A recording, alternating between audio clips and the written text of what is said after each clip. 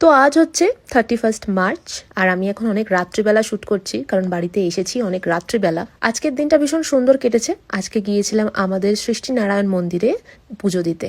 হিমাচলে তোমরা অনেকেই জানো, আমি অনেকবার ভিডিও করেওছি যে দেবতা আসে এখানে। দেবতা এক জায়গা থেকে অন্য মন্দিরে ঘুরতে আসেন, কিছুক্ষণ থাকেন, নিজেদের মধ্যে কথোপকথন করেন এবং তারপরে নিজেদের মন্দিরে ফিরে যান।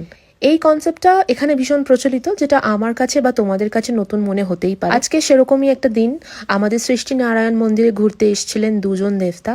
একজন হচ্ছেন শিয়াল মহাদেব। এর আগে আমি শিয়াল মহাদেবের মন্দিরে গিয়েও পুজো দিয়ে এসেছি এবং সেই ভিডিওটা আমার কিন্তু প্রোফাইলে রয়েছে, তোমরা চাইলে কিন্তু চেক করে নিও। এখানে দেবতার ডান্স ভীষণভাবে প্রচলিত। যারা নাচ করে এবং দেবতাকে নিয়ে যারা নাচে তাদের কিন্তু অনেকটা পবিত্র মানা হয়। এছাড়াও লেগেছিল আশেপাশে ভীষণ সুন্দর মেলা, সেই মেলাটাও ভীষণ ভালোভাবে এনজয় করেছি এবং কোথাও গিয়ে আমি আমার ছোটবেলাতে ফিরে গিয়েছিলাম এই মেলাটা দেখে। এমন ছোট্ট মেলার পরিবেশ এবং ছোট ছোট দোকান দেখে একদম ছোট্টবেলায় ফিরে গিয়েছিলাম আমি। শহরে আর এই চিত্র দেখা যায় না, গ্রামের দিকে তবুও বা দেখা যায়। সবশেষে দিলাম পুজো এবং সবার আশীর্বাদ নিয়ে এবার বাড়ি ফেরার পালা।